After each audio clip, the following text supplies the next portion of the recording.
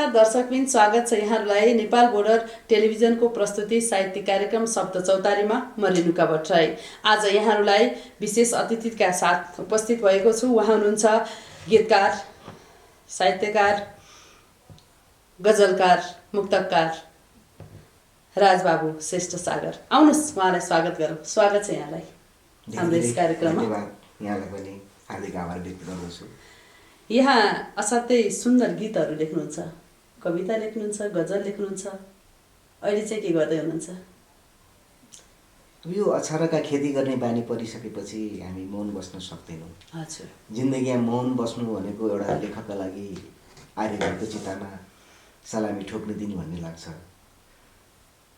त्योभन्दा अगाडिका दिनहरूमा चाहिँ बिहान उठे पनि एक लाइन लेखौँ कि लेख्ने के त जीवनका अनुभूति भोगेका कथा उपकथाहरू लेखौँ कि उतारौँ कि मरेका दिन मेरा के सम्झिन्छन् त साथीहरूले भन्दा यी छोडेर गएका अक्षरका फुलहरूका खेतीका कृतिहरू सम्झिने हुन् कि भन्ने लाग्छ। म प्राय सम्भवतः केही भ्याइएन भने पनि एउटा मुक्त कोर्ने गर्छु। जिन्दगीमा गर्दै गरिनँ भने पनि बिहानीको सुरुवात एउटा गीत किस्ता लेखेर गर्ने गर्छु। अलि भ्याइयो भने कविता लेख्ने गर्छु।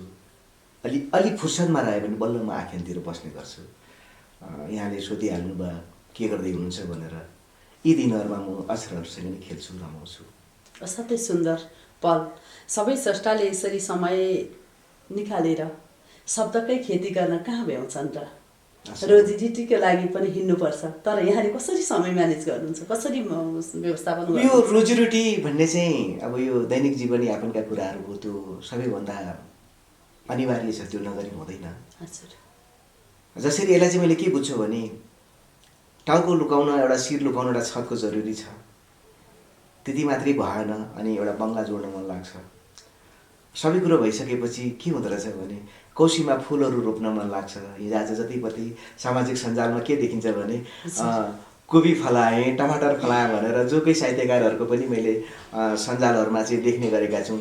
त्यो के हुँदो रहेछ भने एउटा कलमका पारखीहरूलाई जिउनुको अलावा पनि सिर्जनातिर प्रेम गर्नु, सिर्जनातिर लगाव हुनु भनेको कौशीमा एउटा गमलामा फुल रोप्नु सर भन्ने मलाई लाग्छ। म्यानेज गर्नु भन्ने कुरा त अब साँझ बेलुका छाकटार्ने काम गर्नै पर्छ।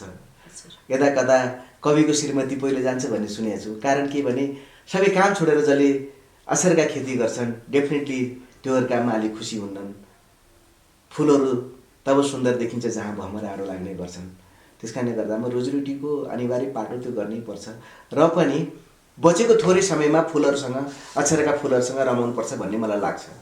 यहाँले 50 को दशकमै उपन्यास प्रकाशन गरिसक्नु भएको छ र अहिले आउँदा धेरैवटा कृतिहरू पनि वाङ्मयलाई दिइसक्नु भएको छ। तर यहाँको प्रकाशनको हिसाबले आख्यानलाई रोज्नु भएको छ। यो आख्यान र काव्य हैन र गीत भनौँ न, काव्यलाई कसरी मिलाउनुहुन्छ? यो कस्तो मान्नुभएको छ? यो जीवनमा मलाई मनपर्ने विद्या भनेको आख्यान। आख्यान पढ्दै गएपछि जीवन पढ्न पाइन्छ। त्यहाँ रोदन हुन्छ, मृत्यु हुन्छ, सुख हुन्छ, बिछोड हुन्छ, तनाव हुन्छ, घृणा हुन्छ। हरेक पलहरू त्यहाँनिर गुज्रिएको हुनाले मलाई पढ्न पनि आख्यान आनन्द आउँछ र लेख्न पनि किन आख्यानमा अलिकति बढी नै मेरो हात चल्छ। र बजारमा कमर्सियल हिसाबले बिक्री पनि आख्यान नै हुन्छ। त्यो किन रहेछ भन्दा सलल्ल त्यो एउटा अमरावती बगेको जस्तो सलल्ल बगेको हुनाले जो कोहीलाई त्यसले छुन सक्छन्। जसरी कुनै यस्तो नदी छैन जहाँ नदी बग्दाखेरि दुई किनारा भिजेको छैन, त्यसैले भाग्यमानी बिरुवा हो जो नदीको किनारामा त जन्मिस भनेर भन्छन् नि। त्यस कारणले गर्दामा आख्यान एउटा यस्तो नदी हो, जीवन हाम्रो दुई किनारा हो, बाङ्गै त बग्दो रहेछ भन्ने मलाई लाग्छ। त्यस कारणले गर्दा पनि म चाहिँ आख्यान मूलतः मन पराउँछु। त्यसको अलावा साहित्यिक जगत हुँदो रहेछ। जस्तै अब तपाईँ र मेरो भेटघाट एउटा यो कलमका खेती गरेर त भयौँ, वाचनकै कुराहरू आउँछ। अब त्यो आख्यानका पाटोहरू भागहरू लिएर वाचन गर्न अलिक सहज पनि नहुने। त्यो पढ्ने एउटा माहौल हुन्छ पाठकहरूको लागि, सुन्ने एउटा माहौल हुन्छ। त्यस कारणले गर्दा पनि कविता पनि पो लेख्नु पर्दो रहेछ, सिक्नु पर्दो रहेछ, मुक्त पनि पो लेख्नु पर्दो रहेछ, गजल पनि पो लेख्नु पर्दो रहेछ भन्ने बुझ्न थालेपछि बल्ल म त्यो विधातिर हात हाले हुँ। मूलतः म 14 सालदेखि नै नाटक लेख्न थालेका हुँ, नाटक लेख्न थालेँ, नाटक डाइरेक्सन गर्न थालेँ। आफै नायिका जीवनमा पहिलोचोटि। त्यो जमानामा कसैले छोरीहरू स्टेजमा खेल्न दिँदैनथे, बिग्री पो हाल्छ कि हाम्रो छोरी बुहारीहरू भनेर भन्थे। त्यो बेलामा आफैले लेखेको प्रेम फैसला नाटकमा आफै नायिका बनेर खेलेको त्यो क्षणहरू अहिले सम्झन चाहन्छु। यसरी मैले जीवनमा सुरुवातहरू गरियो। भनेपछि यो आख्यान र काव्य चाहिँ दुवैलाई यहाँले मिलाएर अगाडि लैरहनु भएको छ होइन। र यो आख्यान र विशेष गरेर कथा उपन्यास सबैको लोकप्रिय नै हो। यहाँले भने जस्तै पाठकले सबभन्दा बढी रुचाइने एउटा विधागत रूपमा पनि अहिलेसम्म त्यही नै आएको छ। र अन्तर्राष्ट्रिय स्तरमा हेर्ने हो भने पनि अन्तर्राष्ट्रिय स्तरका पुरस्कारहरू नोबेलमै पाएका छन्। त्यसैले पनि यसको धेरै महत्त्व छ। यहाँले कथा सङ्ग्रह पनि निकाल्ने तयारीमा हुनुहुन्छ, उपन्यास दोस्रो पनि तयारीमा हुनुहुन्छ र धेरै कविता होइन कविता सङ्ग्रह र गीत सङ्ग्रह पनि निकालिसक्नु भएको छ। यसरी साहित्यिक गतिविधिमा लागिरहँदा साहित्य र जीवनलाई कसरी हेर्नुहुन्छ? एकदम इन्ट्रेस्टिङ प्रश्न। साहित्य र जीवन मलाई के लाग्छ भने सिङ्गो जिन्दगी एउटा आकाश हो। यदि आकाश मात्रै हुन्थ्यो र जहाँ जो तारा चन्द्रमा र जुन घाम भइदिँदै थियो भने प्रकृति पूर्ण हुँदैन थियो भन्ने लाग्छ। जीवन कसैको यस्तो छैन जहाँ आँसु नबगेको हुन्। जीवन कसैको यस्तो छैन जसको मृत्यु बोकेर नआएका हुन्। राजा महाराजाको हामी कथा पढ्छौँ। अब हामी फ्ल्यासब्याकतिरै जाउँ न। राजा वीरेन्द्र कि सुखी सम्पन्न हामी देख्दैनौँ थियौँ। सम्पूर्ण उहाँको वंशै नासिएर गयो। त भनेपछि के लाग्छ भने जीवन त एउटा काँडै काँडाको सयमा सुत्नु रहेछ। काँडा काँडाको सयया भनेको कस्तो हो भने जहाँ पनि पीडा, जहाँ पनि दुःख छ, बस त्यसलाई सहँदै सहँदै कदम चलाउनु रहेछ।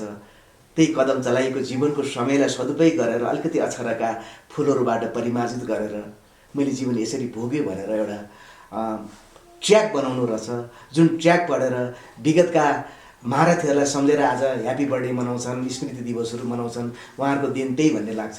त्यसैले मलाई जीवन र भोगाई र साहित्य यी तिनै पाटो नङ र मासुको सम्बन्ध हो भन्ने लाग्छ। म जस्तो अक्षरका खेती गर्ने एउटा व्यक्तिलाई चाहिँ अब विनोद चौधरी जस्ता धनाढ्य व्यक्तिहरूको लागि नहुनसक्छ।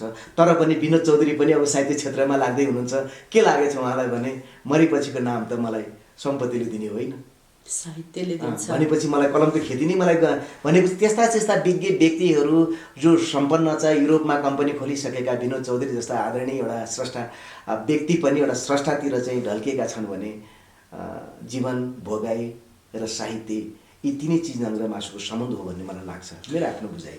असाध्यै सुन्दर अभिव्यक्तिका लागि पनि यहाँलाई बधाई। र यहाँले यसरी भनिरहँदा यति बेला हामी दर्शकहरूलाई यहाँको कविता वाचन गरेर सुनाउन चाहन्छौँ। अवश्य, धन्यवाद। यो हराएका छोराहरू मध्ये मेरा थुप्रै कविताहरू मलाई मन पर्दो नै छन्। कुनै यस्तो मातापिता होला जसलाई आफ्नो छोराछोरी लङ्गडो भए पनि अन्धो भए पनि मन पर्दैन भन्ने, त्यसै सिलसिलामा तर सबैभन्दा मन परेका एउटा मलाई कविता छ जो जीवनमा बुटोलको यात्रा गर्दै गर्दा एउटा महिला थिइन् मसँग। आजभन्दा एराउन्ड 25 वर्ष अगाडिको यात्रा होला, तर 25 वर्ष पछाडि मैले त्यो कविता लेखेँ। उनीसँग रिलेटेड एउटा कविता छ, म सुनाउन चाहन्छु।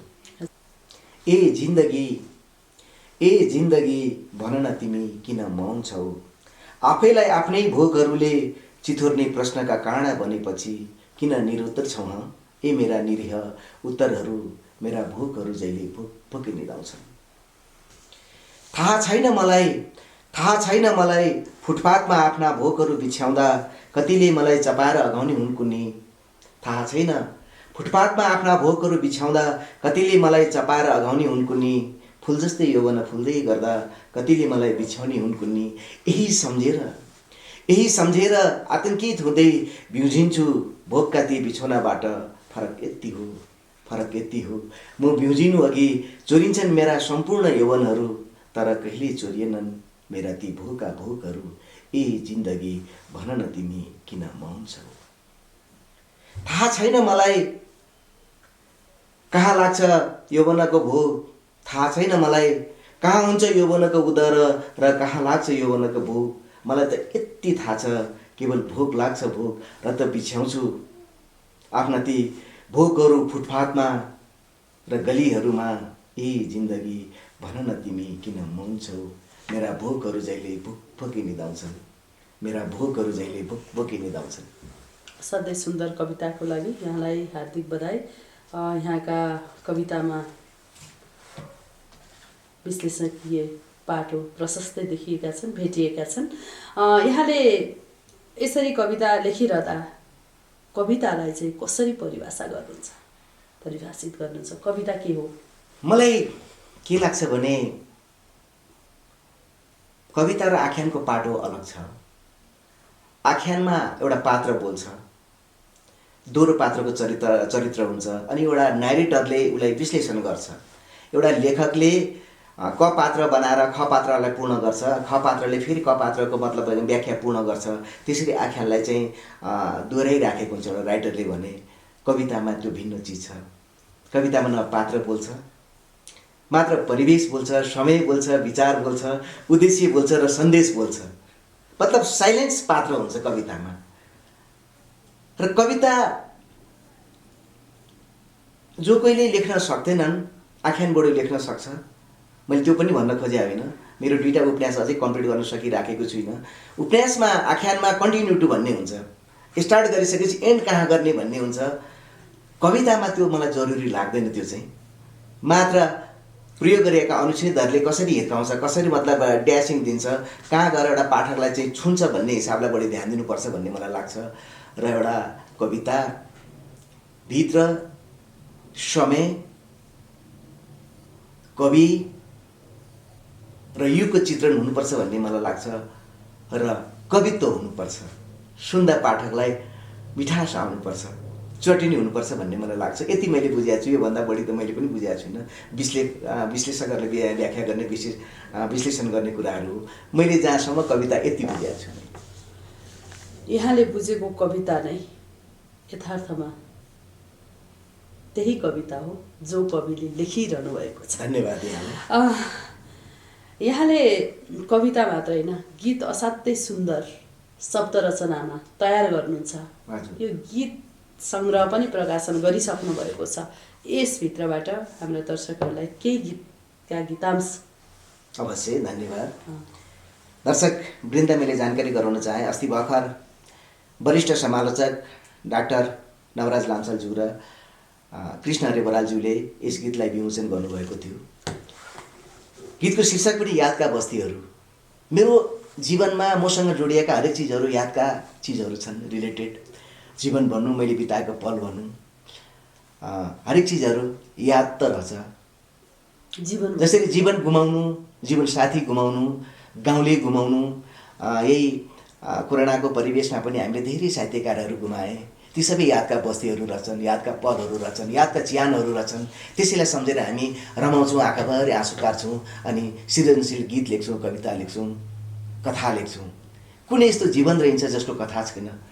फरक यति हो, कसैले उतार्न जान्छन्, कसैले कलमबाट उतार्छन्, कलम बोल्छ, कोही मौन बस्छन्, पार्टीमा जीवन गुजार्छन्।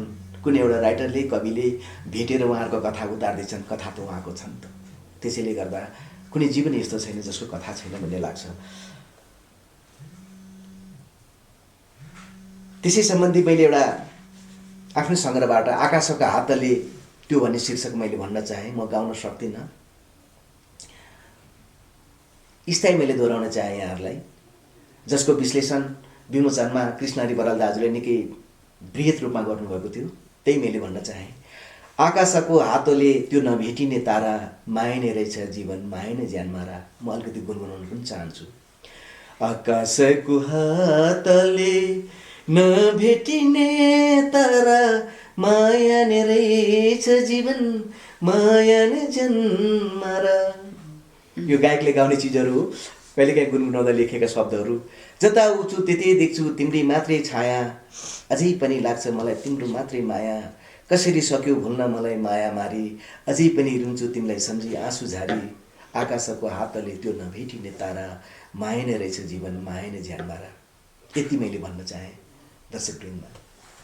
असाध्यै सुन्दर शब्द रचना र भर्खरै प्रकाशित कृतिका लागि यहाँलाई हार्दिक बधाई तथा शुभकामना र सँगसँगै गीत सङ्ग्रह प्रकाशन गर्ने एउटा परम्परा यहाँले पनि एउटा थप्नुभयो होइन, गीत सङ्गीतको क्षेत्रको लागि पनि यो महत्त्वपूर्ण कृतिको रूपमा आएको छ र यो निकै उपयोगी बन्नेछ भन्ने पनि हामीले सोचेका छौँ। र यसरी गीतमा आफूलाई डुबाउँदा कस्तो अनुभूति हुन्छ? गीत अब यो हुन त सङ्गीतकारहरू डेफिनेटली यसलाई के भन्छन् भने गीत जब लयबद्ध भएर आएपछि गीत हुन्छ भनेर भन्छन्। म चाहिँ अलिकति फरक विचारको मान्छे छु। जीवनको लयलाई सङ्गीतको लयमा उतार्नु पो सङ्गीत हो। जीवन त आफै लय छ नि, जीवन त आफै वेगमा छ, आफै बगिरहेछ। के कुनारा कान्दारामा बस्ने पुलमुनि बास मार्ने खातीहरूको जीवन होइन कि उसको जीवनमा सङ्गीत छैन? सबैको जीवनमा सङ्गीत छ, लय छ। तर त्यही शब्दलाई एउटा धुनमा, बिटमा, तालमा परिणत गरेपछि सङ्गीत बन्छ, जुन कानले, दुईटा कानले स्वीकारेर हृदयसम्म चाहिँ स्वीकार्य हुन्छ। त्यो आफ्नो पाटो होला। गीत भनेको जीवनको एउटा लय हो, जीवनको एउटा अनुभूति हो, जीवनको एउटा भोगाइ हो, जसलाई सङ्गीतको माध्यमद्वारा कानसम्म पुर्याइन्छ। फरक त्यति मात्रै हो। ओभरअल भन्नुपर्दा सर्वप्रथम त जीवन एउटा लय नै हो, लय उतार्ने हो हामीले शब्दमा भन्ने मलाई लाग्छ। जस्तो यहाँले देशको चिना मुक्तक सङ्ग्रह पनि प्रकाशन गरिसक्नु भएको छ हजुर होइन, यो मुक्तक सङ्ग्रहबाट पनि हामी केही मुक्तक हाम्रो दर्शकहरूलाई वाचन गरेर सुनौँ। यस सङ्ग्रहबाट, देशको चिनाबाट एउटा मुक्तक सुनाउन चाहे। याद जति पिए पनि कहिले नतुर्दो रहेछ। दर्शकवृन्दलाई मैले भन्न चाहे, मेरा मुक्तकहरू मुक्तक मात्रै नभएर सुक्ति टाइपले लेखेका छु। 100वटा जति एराउन्ड मुक्तकहरू शाश्वत सत्व पनि छन्, जसलाई विश्लेषकहरूले समालोचना पनि गरिसकेका छन्, कोही गर्दैछन्। याद जति पिए पनि कहिले नतुर्दो रहेछ, आँसुलाई मुस्कान भने कहिले नजुर्दो रहेछ। याद जति पिए पनि कहिले नतुर्दो रहेछ, आँसुलाई मुस्कान भने कहिले नजुर्दो रहेछ। पर्खँदै दृश्य हराए नयनबाट, माफ गर प्रिया मृत्युले मलाई नकुर्दो रहेछ। कति सुन्दर। पर्खँदै दृश्य हराए यी नयनबाट नै, माफ गर प्रिया मृत्युले मलाई नकुर्दो रहेछ। यो देशको चिना कसरी बसेको भन्ने मैले मुक्त सुनाउन चाहेँ। लौन ये ज्योतिषी भा, हाम्रो देशमा त्यस्तै छन्। देशको ज्योतिषी चाहिँ रहेनछ, भाग्य हेर्ने ज्योतिषी धेरै प्रशस्त पाइँदो रहेछन्, देशको ज्योतिषी रहेनछन्। मलाई चाहिँ के फिल भयो भने देशको ज्योतिषी पो ज्योतिषी त, त्यसलाई चाहिँ देशको चिना हेर्ने पो ज्योतिषी भन्ने लागेर मैले त्यो फिल्डमा लेखेँ हुँ। लौन ये ज्योतिषी बा मेरो देशको भाग्य हेरिदेऊ, लौन ये ज्योतिषी बा मेरो देशको भाग्य हेरिदेऊ। 7.5 र खड्क छन् भने पनि रेखा कोरिदेऊ। त्यति गर्दा पनि हाम्रा देशका दशाहरू टर्दैनन् भन्ने ए ज्योतिषी बा, च्यातिन लागेको मेरो देशको चिना नै फेरिदेऊ, च्यातिन लागेको मेरो देशको चिना नै फेरिदेऊ। त्यसैले मैले यो शीर्षक पनि देशको चिना मैले राखेको हुँ। असाध्यै सुन्दर मुक्तका लागि यहाँलाई धेरै धन्यवाद दिन चाहन्छु। र यहाँ विभिन्न साहित्यिक संस्थामा पनि आबद्ध हुनुहुन्छ र पुष्प पराग साहित्य प्रतिष्ठानमा पनि यहाँ आबद्ध हुनुहुन्छ। यसरी विभिन्न साहित्यिक संस्थामा आबद्ध रहेर साहित्यकै क्षेत्रमा काम गर्दा चाहिँ कस्तो लाग्छ यहाँलाई? यो पाटो चाहिँ फेरि सन्तुष्टिको रहेछ। मैले अस्ति भर्खर पनि फेसबुकमा एउटा स्ट्याटस के निकालेको थिएँ भने कलमका खेती गर्ने किसानहरू को चाहिँ विनोद चौधरी भएको छ र? विनोद चौधरी भन्न त इन्भेस्ट गरेर, ट्रेडिङ बिजनेस गरेर, व्यापार गरेर, लगानी गरेर कमाउने पाटो बेग्लै हो। यो सन्तुष्टिको सैयामा निदाउने चिज हो। यो लेखेर आनन्द, मलाई त्यही लाग्छ। धेरै टिभीहरूले बोलाएर मलाई अन्तर्वार्ता पनि लिए, आज त्यही दिन हो भन्ने मलाई लाग्छ। आँखा अझै पछि गरेर बसेको छु। अब यो सिलसिलामा जीवनलाई मैले कसरी जोडेँ भने कहीँ त एउटा प्लेटफर्म चाहिने रहेछ, एउटा बेस चाहिने रहेछ भनेर बिस्तारै साहित्य संस्था प्रतिष्ठानतिर जोडिन थालेँ। म 10वटा जति साहित्य प्रतिष्ठानमा आजीवन सदस्य भइसकेको छु। जनमत साहित्य पत्रिकामा पनि म छु। हुँदै गएपछि पुष्प पराग साहित्य प्रतिष्ठान चाहिँ अलि माया लाग्यो मलाई। आफ्नो बसाइ ठिमी, ती लोकन्थलीमै कार्यक्रम भएको हुनाले बढी साथीभाइसँग अलिकति हेलमेल हुने सिलसिलामा म आजीवन सदस्य बन्नुका साथसाथै कार्यकारी सदस्य पनि बने। अब यो हुनु भने चाहिँ मलाई पुष्प पराग साहित्य प्रतिष्ठान चाहिँ कस्तो लाग्यो भने विशुद्ध एउटा संस्था, यस्तो संस्था हो हामीले दुई किसिमको व्यक्तिहरूलाई पुरस्कृत गर्ने गर्छौँ। एउटा हाई काललाई र एउटा मिडल क्लासका, एउटा भर्खरै भर्याङ चढ्दै गरेका राइज पनि नभइसकेका तर चढ्दै गरेका उसलाई हामीले प्लेटफर्म दियो भने उसलाई हामीले बोक्यो भने काँधामा बोक्यो भने धेरै माथि जाने सम्भावना देखेका साहित्यकारहरूलाई चाहिँ हामीले पुरस्कार गर्ने गर्छौँ। अनि त्यस्तो किसिमको पुरस्कार गर्ने कुन चाहिँ एउटा संस्था भनेर छान्दै जाँदा विशुद्ध रूपमा पुष्पराग साहित्य प्रतिष्ठान तपाईँले यसपालि पुरस्कार गर्न लागेका छौँ। ल हजुर मलाई चाहिएन। मेरो पुष्पराग साहित्य प्रतिष्ठान हामी विशुद्ध रूपमा 1 रुपियाँ हामी फन्ड पनि नकाटिकन पुरस्कार दिने गरेका छौँ। जो हाम्रो संस्थाको लायकको छ, जसलाई सम्मान दिन लायकको छ, जसलाई सम्मान गर्दाखेरि 2-4 जना विज्ञ व्यक्तिहरूले पनि सही व्यक्तिलाई पुरस्कृत गर्यो, सम्मान गर्यो भन्ने लाग्दछ, त्यस्ता व्यक्तिलाई हामी चुन्ने गर्छौँ भन्ने लाग्यो भनेर मैले त्यसरी जवाफ दिने गर्थेँ। अहिलेसम्म मैले त्यसरी सम्मान र पुरस्कार पनि पाएको छुइनँ र मलाई त्यो रहर पनि छैन।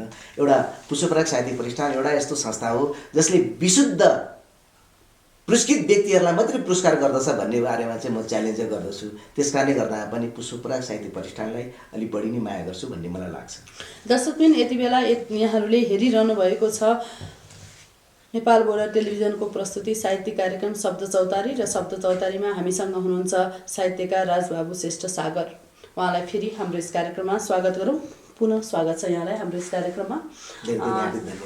यहाँले साहित्यिक क्षेत्रमा जसरी योगदान पुर्याइरहनु भएको छ र यहाँ विदेश पनि जानुभयो होइन, कामको सिलसिलामा जीवनका धेरै उकाली ओह्रालीहरूलाई यहाँले पार गरिरहनु भएको छ। अलिकति थोरै आफ्नो जीवनको बारेमा बताउनु पर्दा, हाम्रो दर्शकहरूलाई भन्नुपर्दा कसरी बताउनुहुन्छ? राजबाबु श्रेष्ठ को हो? डेफिनेटली राजबाबु श्रेष्ठ सागर चिन्न जरुरी छ। यथार्थ बेग्लै हुन्छ, कलमका लेखाइहरू बेग्लै हुन्छन्। म चाहिँ के भन्न चाहन्छु भने त्यो राइटर के राइटर, त्यो लेखक के लेखक, त्यो कवि के कवि, जसले शाश्वत सत्य भन्न सक्दैन, दर्शकलाई बताउन सक्दैन भन्ने मलाई लाग्छ। म आफ्नो सत्यता भन्न चाहन्छु।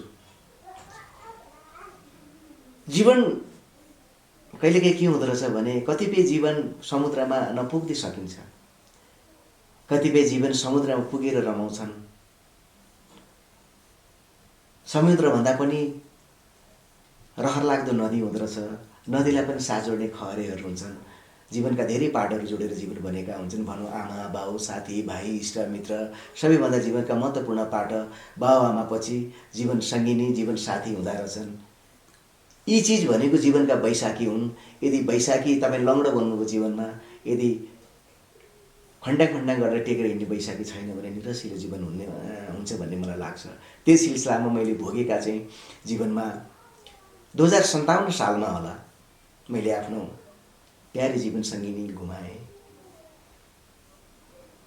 सर्वस्व सकियो, रोडमा आएँ, फुटपाथमा आएँ। साना बालकहरू, आफ्ना छोराछोरी, 2 वर्षको छोरी 3। मलाई के लाग्यो भने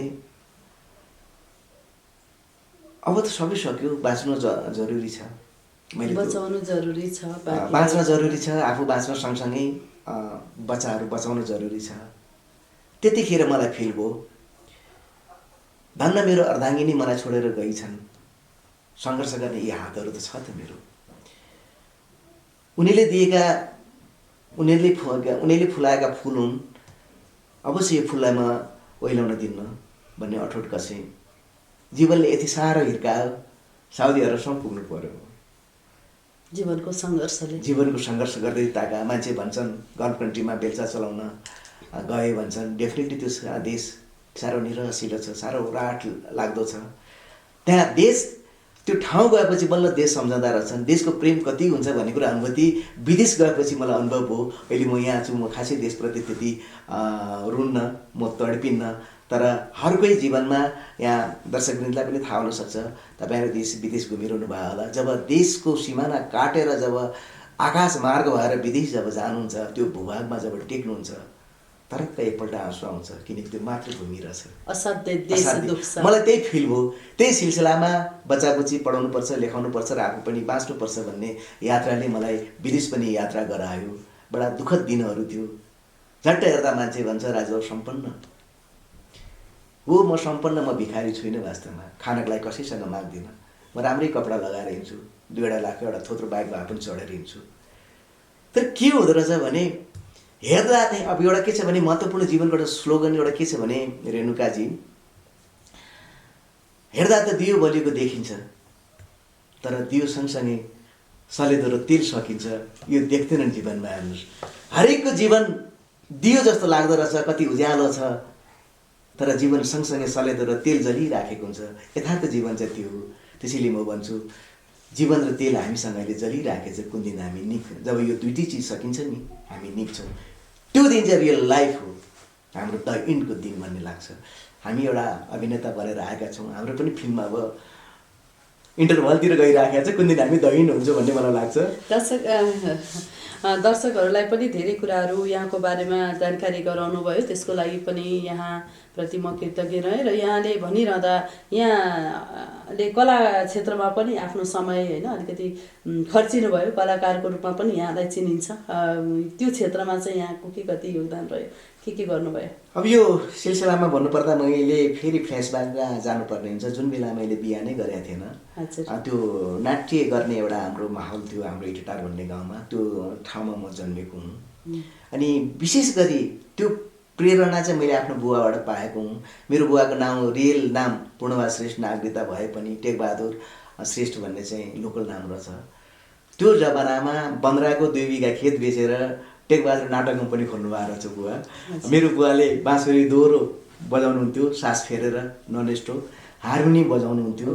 त्यो बाउको छोरो म। कति राम्रो। अनि स्कुलदेखि नै नाटक खेलिने माहौलहरू थियो मेरो गाउँमा। त्यस कारणले गर्दामा उनीहरूसँग नै सिकेँ, नाटक लेखेँ, खेलाएँ, 2टा सिरियल पनि खेलेँ। अटिजम भन्ने पिक्चर पनि उहाँले सम्झेर मलाई रोल दिनुभयो, मैले डक्टरको भूमिका निभाएको छु। 14 अञ्चल 75 जिल्ला त नभनौँ, मैले लेखेका नाटक र मैले निर्देशन गरेका नाटक 56 जिल्लाहरूमा पनि लन्च भयो। जुन बेलामा म इन्द्रेणी सांस्कृतिक समाजमा स्पेसली नाटक सेक्टर नै मैले सम्हालेर आएको थिएँ। विशेष गरी सन्त्यको भूमिका अलि प्रख्यात छ। एकाडेमीमा हामीले आक्रोश भन्ने सुरज श्रेष्ठले डाइरेक्सन गर्नुभएको उहाँकै कथा हो के अरे, त्यसमा लिड रोल मैले सन्त्यको भूमिका निभाएको थिएँ। विशेष गरी जीवनमा खोइ किन व्यथा पीडै भएर हो कि अनुहार हँसिलो देखिए पनि भित्र रोदन छ, हँसाउनु म सक्दिनँ। रुने कसैले रोल दिन्छ भने राजबाबुले रोउन सकेन भने थुकिदिनु भनेर च्यालेन्ज गर्छु। म त्यति रोन सक्छु, त्यति रोउन सक्छु भन्ने मलाई लाग्छ। त्यही सिलसिलामा अभिनेता बनेर चर्चित नभए पनि अभिनेतासम्म पनि बनायो भन्ने मलाई लाग्छ। यो सबै समयले गराउँदै लग्यो। सबै समयको खेल हो, समय अलावा केही छैन। सबैभन्दा शक्तिशाली चाहिँ समय रहेछ। अब मान्छे पैसा भनेर भन्छन्, अमेरिका भन्छन्, बेलायत भन्छन्, शक्तिशाली देश भन्छन्। कोरोनाले अहिले विश्व हल्लाएन। समयभन्दा बलवान कोही रहेछ त? यसरी भनिरहँदा समय मृत्यु पनि त हो। मृत्युसँग त दोस्ती सम्झौता गर्नै पर्छ। त्यसैले गर्दा समयभन्दा बलवान केही छैन भन्ने मलाई लाग्छ। अहम, घमण्ड, रुपियाँ पैसा, धन दौलत, म धेरै जान्ने, म विद्वान, यी सबै यो बेकारको यो खोक्रोपना हो। अब विद्वताकै कुरो गर्ने हो भने 4वटा वेद खाएको मान्छे म, बाइबल खुर्पै खाएको मान्छे, कुरानसम्म अध्ययन गरेको मान्छे, तर पनि म विद्वान भनेर भनिन्न। यदि कसैले 4वटै शास्त्रको बारेमा भनिरहँदा कहाँ कसले गलत बोल्यो भन्ने कुरा चाहिँ यो राजबाबुलाई थाहा हुन्छ भन्ने मलाई लाग्छ। अध्ययन आफ्नो ठाउँमा छ, विद्वत्वको प्रशंसा आफ्नो ठाउँमा छ। ओभरअल भनिरहनु पर्दा समयभन्दा सो पावरफुल एलिमेन्ट हो। जीवनलाई कसरी परिभाषित गर्नुहुन्छ? जीवन एउटा रङ्गमञ्च हो। हेर्नुहोस्, हामी आयौँ, नाटक खेल्नै आएको हौँ, रुनै आएको, हाँस्नै आएको, हँसाउने आएको। फरक त त्यो हरिवंश दाइ र मदन दाइ भएर आयो भने हँसाएर जान्छन्, राजबाबु जस्तो पात्र आए पनि रुवाएर जान्छन्। फरक त्यो जीवन एउटा रङ्गमञ्च हो, यति मैले बुझेको छु। यसरी जीवनलाई रङ्गमञ्च मान्दै बनाउँदै खेल्दै नेपाली भाषा साहित्यको क्षेत्रमा पनि यहाँले योगदान पुर्याइरहनु भएको छ। र अब हामी कार्यक्रमको अन्तिमतिर पनि आइपुगेका छौँ र दर्शकहरूलाई हजुरको जाने बेलामा एउटा कविता वाचन गरेर सुनाएर हामी कार्यक्रमको शीर्षक हराएका छोराहरू। 62-63 युद्धदेखि लिएर 46सम्म जनआन्दोलन सबै समेटेको छु। असली देशभक्त भन्ने कुरा कस्तो रहेछ भन्ने कुरा कविताले वर्णन गर्न खोजेको छु। अब यहाँहरूले आफैले बुझ्नुहुनेछ, मेरो दृष्टिकोण बेग्लै छ। एक ढाकर खुसीहरू जब ढाकर नै पाल परेर बाटोमा खसेपछि, बुढी आमा एकोर एकछिन पूर्वतिर हेर्दै बिहान उठ्ने घामसँगै आफ्ना अरुण र वरुण जुरुक्क उठेर सिकुवामा टुप्लुक्क आइपुग्छन् कि भनेर। रातको सिरानी लगाई निदाएको घाम बिहानी भ्युजिन्छ। रातको सिरानी लगाई निदाएका घाम बिहानी सधैँ भ्युजिन्छ। फेरि निदाउँछ थाकेका निद्राको सिर कोडेर। घाम उठ्नुभन्दा पहिला उठिन् बुढीआमा। बुढीआमासँगै निदाएका बिर्खेबा, तर उनी कहिल्यै उठेनन् घाम उठे जस्तै गरी। बिर्खेबाका लागि भाले कहिल्यै बासेनन्। जेठो छोरो जहिले देश काँधामा बोक्छु भन्थ्यो। जेठो छोरो जहिल्यै देश काँधामा बोक्छु भन्थ्यो। देश निकै भारी हुँदो रहेछ क्यारे, सकेन बोक्न र बिसाए देश ऊ आफै ढलेपछि। कान्छो छोरो पनि देश बदल्छु भन्थ्यो। कान्छो छोरो पनि देश बदल्छु भन्थ्यो। देश बदल्ने कलिला सपनाहरू थुन्सेमा बोकी छिरो जङ्गल जनयुद्धका लागि ऊ पनि ढल्यो त्यति गल्यो। ककसले कता फाले ऊ जनयुद्धबाट शहीदमा बदलियो। शान्ति घोषणापछि बदलियो सारा नाराहरू, बदले सारा नारा लाउने सर्वहाराहरू। तर बदलिएनन् उनले बदल्न खोजेको देश। तर बदलिएनन् उनले बदल्न खोजेको देश। अरुण र वरुण समाधिमा निदाए जस्तै साँच्चै भनौँ मेरो देश अहिले निदाइरहेछ कोमामा। तर निदाइनन् ती बुढी आमा। निदाइनन् ती बुढी आमा। च्यातिएको सपना थुन्सेमा बोकी सोलुखुम्बुको त्यो ठाडो उकालो अबिरल उक्लिरहिन् आफ्नै देशमा हराएका आफ्नै छोराहरू खोज्दै। आफ्नै देशमा हराएका आफ्नै छोराहरू खोज्दै। आफ्नै देशमा हराएका आफ्नै छोराहरू। असाध्यै सुन्दर, असाध्यै सुन्दर कविता। आफ्नै देशमा हराएका आफ्नै छोराहरू खोज्दै। भेटाइनन् उनी आमाले। भेटाएनन्, आशा गरौँ एक दिन त्यस्तो देश बन्नेछ, एक दिन त्यस्तो युग आउनेछ। मेरो कविताले खोजेको बुढी आमाको दुई भाइ छोरो भेटुन्, म यही कामना गर्छु। मेरो देशका सम्पूर्ण वासीले हामी हो त्यो दुई भाइ छोरा भनेर जुटुन् भन्ने मलाई लाग्छ। मेरो उद्देश्य यति थियो, कलमबाट मेरो क्रान्ति हो, सन्देश पुर्याउनु थियो, मैले पुर्याएँ। अब बाँकी मेरो देशका जनतावासी पाठकवासी।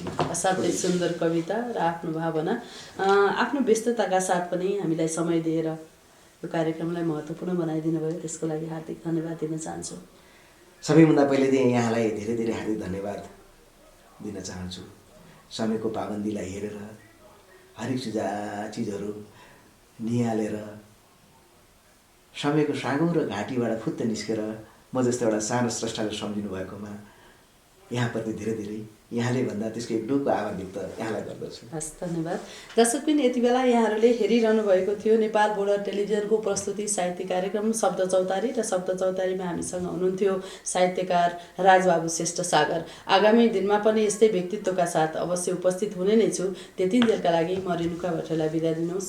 नमस्कार।